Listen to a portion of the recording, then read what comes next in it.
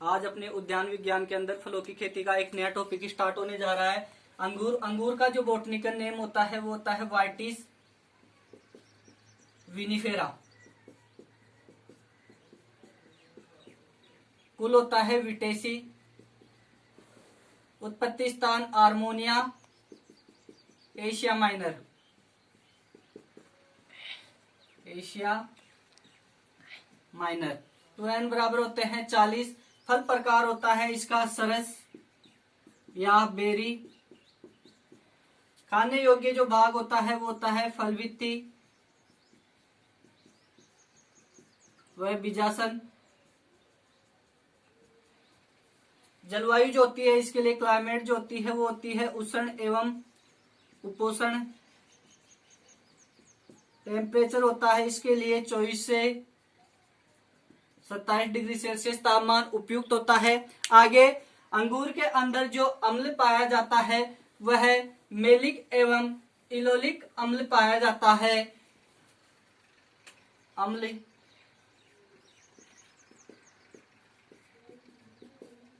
Malic व इलोलिक ये अम्ल पाया जाता है। अंगूर का जो भारत के अंदर आगमन हुआ था वह आगमन 17वीं शताब्दी में हुआ था। आगे अंगूर के जो जनक कहा जाता है वह एच.डी. ओमो को कहा जाता है। ये महाराष्ट्र के थे। आगे अंगूर के अंदर जो प्रवर्धन किया जाता है वह प्रवर्धन कठोर काष्ठ कलम के द्वारा किया जाता है। कठोर काष्ठ कलम, हार्डवुड कटिंग के द्वारा इसका प्रवर्धन किया जाता है।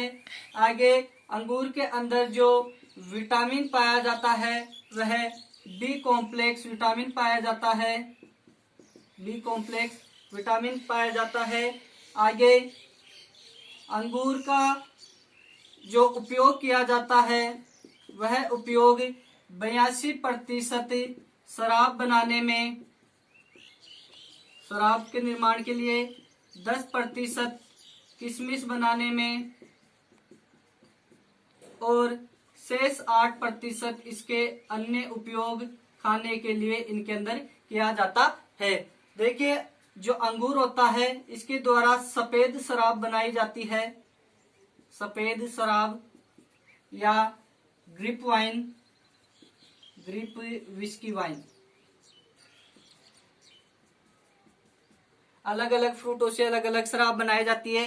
जैसे काजू के द्वारा फेनी शराब बनाई जाती है, ताड़ी शराब बनाई जाती है। नारियल और खजूर के द्वारा बियर बनाई जाती है। जौ और बाजरा के द्वारा, और ब्राउन बियर जो बनाई जाती है वह बाजरा के द्वारा बनाई जाती है। तो अलग स्पाइडर जो शराब बनाई जाती है वह सेब के द्वारा बनाई जाती है। तो अलग अलग फ्रूटों से अलग अलग प्रकार की शराब बनाई जाती है। आगे है उत्पादन। अंगूर का जो विश्व में सर्वाधिक उत्पादन करता है वो यूएसए करता है। उत्पादन विश्व के अंदर यूएसए, और भारत के अंदर महाराष्ट्र और राजस्थान के अंदर सर्वाधिक जो उत्पादन करता है अंगूर का वो करता है श्रीगंगानगर। श्रीगंगानगर ये उत्पादन सर्वाधिक हो गया। आगे है अंगूर के अंदर जो सुसुप्त अवस्था आती है वह डोरमिनेंसी आती है जनवरी माह के अंदर। और अंगूर में जो काट छांट की जाती है वो काट छांट भी कब की जाती है? जनवरी माह के अंदर ही काट छांट की जाती है। आगे अंगूर का जो प्रवर्धन किया जाता है कठोर काष्ठ के कलम के द्वारा, तो इसका जो रोपण का कलम का समय है वो अक्टूबर माह के अंदर। आगे अंगूर के अंदर सर्वाधिक काट छांट की जाती है। मतलब कि यदि ये पूछे कि सबसे अधिक काट छांट किसके अंदर की जाती है तो अंगूर के अंदर, और सबसे भारी काट छांट पूछे तो बेर के अंदर सबसे भारी काट छांट की जाती है। आगे है अंगूर के अंदर रोपण दूरी। रोपण दूरी जो रखी जाती है वो रखी जाती है 3x3 मीटर, ये रोपण दूरी रखी जाती है। आगे है अंगूर के अंदर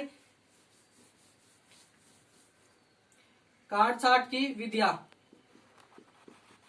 काट छाट की विधि या सदाई की विधियां, सदाई की विधियां। पहली विधि है शीर्ष विधि। देखिए, अंगूर के अंदर यदि काट छाट अच्छे तरीके से की जाती है और उन्हें उपयुक्त आकार दिया जाता है तो उसपे फलों का निर्माण भी ज्यादा होगा और फूलों का निर्माण भी ज्यादा होगा। निफिन विधि। आगे है पांडाल या बोर विधि। आगे है टेलीफोन विधि। ये जो शीर्ष विधि होती है ये कम ओजस्वी जो जातियां होती है अंगूर की उनके लिए उपयोग में ली जाती है शीर्ष विधि, और इस विधि का उपयोग किया जाता है महाराष्ट्र के अंदर। शीर्ष विधि जो होती है ये कम ओजस्वी जातियां जैसे कि ब्यूटी सीडलेस, परलेट, इनके लिए उपयुक्त होती है शीर्ष विधि। आगे है निफिन विधि। निफिन विधि में क्या होता है कि ये निफिन विधि जो है ये विलियम निफिन द्वारा, विलियम निफिन 1850 में न्यूयॉर्क के अंदर, विलियम निफिन द्वारा 1850 में न्यूयॉर्क के अंदर विकसित की गई थी निफिन विधि।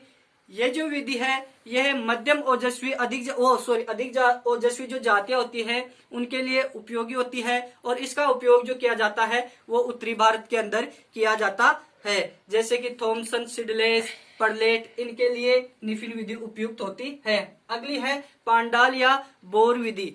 यह अधिक व मध्यम ओजस्वी जो जातियां होती है उनके लिए उपयुक्त होती है, और इसका जो उपयोग किया जाता है वो गुजरात व महाराष्ट्र के अंदर सर्वाधिक किया जाता है। अगली विधि है अपनी टेलीफोन विधि। देखिए, टेलीफोन जो विधि है यह सबसे उपयुक्त विधि होती है, कम खर्चीली विधि होती है, मध्यम व ओजस्वी जातियों के लिए होती है, कम ओजस्वी मध्यम ओजस्वी जातियों के लिए होती है, और सबसे अधिक उपयोगी होती है। इसका जो उपयोग किया जाता है वो दक्षिण भारत के अंदर किया जाता है।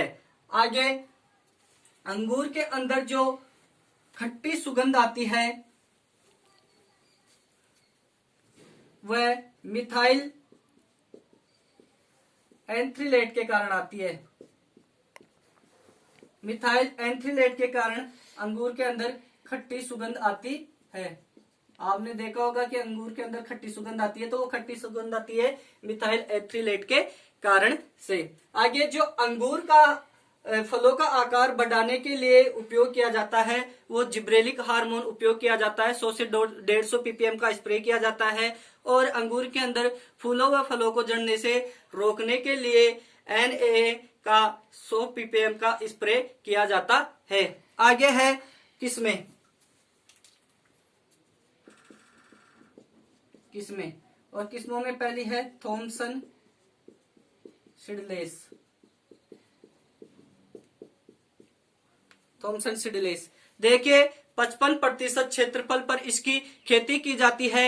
डिब्बाबंदी के लिए ये एक उपयुक्त किस्म होती है। सबसे गंभीर बीमारी जो होती है मर्दिल रोमिल आसिता रोग, इसके लिए ये प्रतिरोधी किस्म होती है थॉमसन सीडलेस। अगली जो किस्म है वो है फुसा सीडलेस। यह केलेक्स एवं रोट रोग प्रतिरोधी किस्म होती है, और इसकी जो खेती की जाती है वो दक्षिण भारत के अंदर की जाती है। यह एक अगेती किस्म है। इसके अंदर अप्रैल से मई के अंदर पुष्पन और फलन होता है।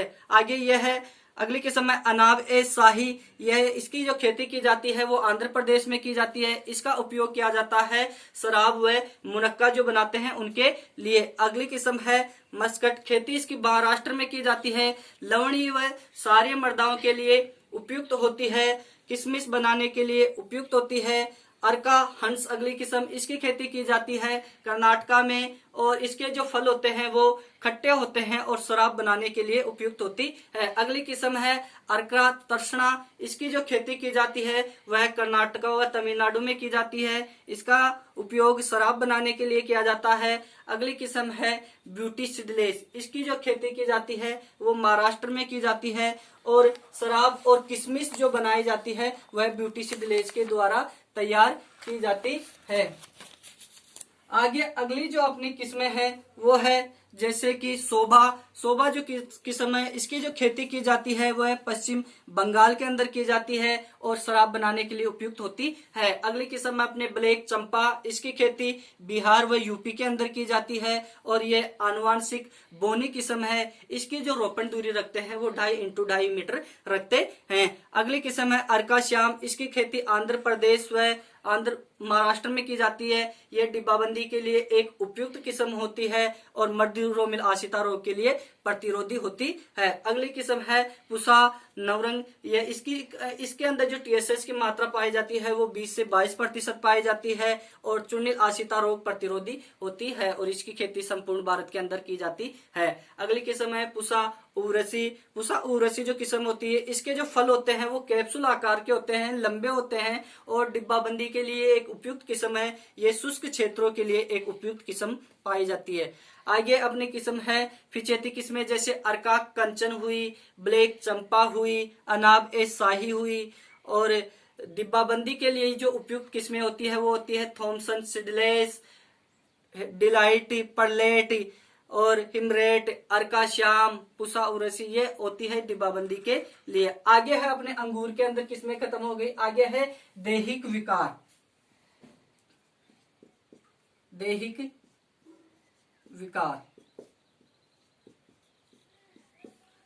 विकार के अंदर पहला है हैन एंड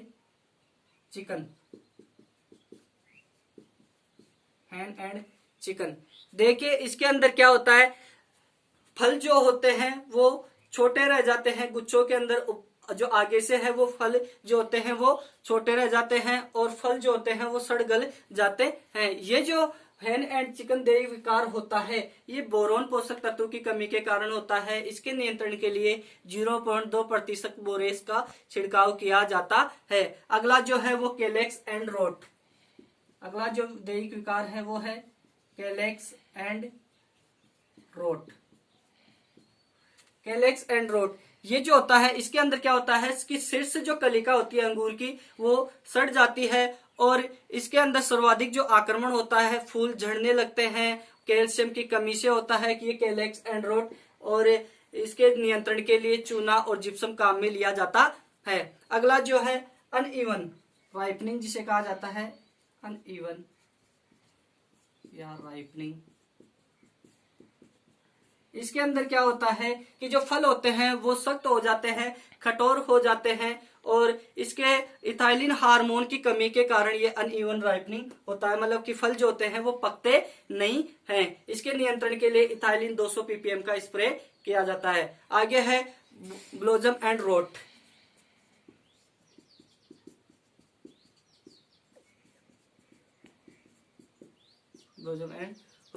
इसमें क्या, ये जो होता है ये कैल्शियम की कमी के कारण होता है। इसमें जो फल होते हैं, फूल होते हैं, उनकी जो आकृति होती है वो बिगड़ जाती है। इसके कंट्रोल के लिए कैल्शियम जो नाइट्रेट होता है उसका 1% का स्प्रे किया जाता है। आगे अंगूर के जो उद्यान होते हैं उन उद्यानों के अंदर मैग्नीशियम जो पोषक तत्व होता है उस पोषक तत्व की कमी पाई जाती है। अंगूर के जो उद्यान होते हैं उन उद्यानों के अंदर जो मैग्नीशियम पोषक तत्व होता है उस पोषक तत्व की कमी पाई जाती है। आगे अंगूर के अंदर मूलव्रंथ।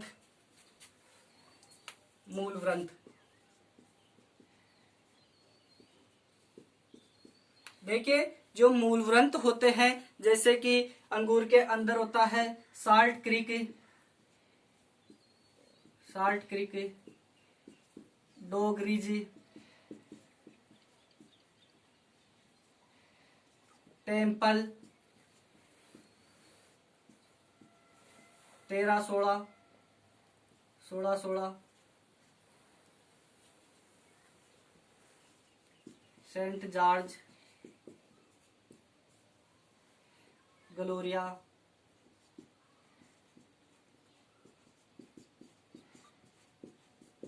ये मूलव्रंथ अपने अंगूर के अंदर काम में लिए जाते हैं। साल्ट क्रीक हुआ, डोगरीज हुआ, टेम्पल 13-16, 16-16, सेंट जॉर्ज, ग्लोरिया।